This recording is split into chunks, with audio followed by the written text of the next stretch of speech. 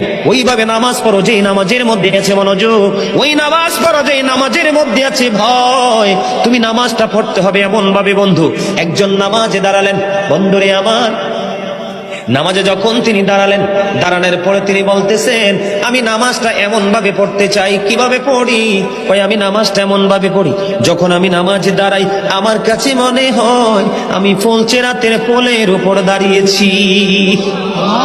একটু যদি নড়বড় হয় আমি জাহান্নামে নিক্ষিপ্ত হব। তার মানে হলো আমি এতটাই মনোযোগের সাথে নামাজ পড়েছি যেন আমার নামাজটা বিন্দু পরিমাণ কোনো আংশিক ভাবে যেন অগ্রহণযোগ্য বলে আল্লাহর কাছে গৃহীত না হয়।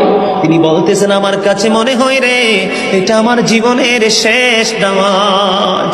আমি এতটা ভয়, এতটা আতঙ্ক নিয়ে, এতটা তাকওয়া নিয়ে নামাজ পড়ি, আমার কাছে মনে হয় আমার পিছনে যেন আজরাইল দাঁড়িয়ে আছে, ডানে বামে সালাম ফিরাতে দেরি রে, আমার কাছে মনে হয় আমার প্রাণ পাখিটা কেড়ে নিয়ে যাবে। আমি যখন নামাজে দাঁড়াই আমার কাছে মনে হয় আমি যেন বাইতুল্লাহর সামনে দাঁড়িয়ে আছি। আমার কাছে মনে হয় আমার ডান দিকে জান্নাত অবস্থিত, বাম দিকে আমার জাহান্নাম অবস্থিত। এমন তাকওয়া ভয় নিয়ে নামাজে দাঁড়ায়, আর ওই নামাজের জন্যই রয়েছে বড় সফলতা। বলুন না সুবহানাল্লাহ।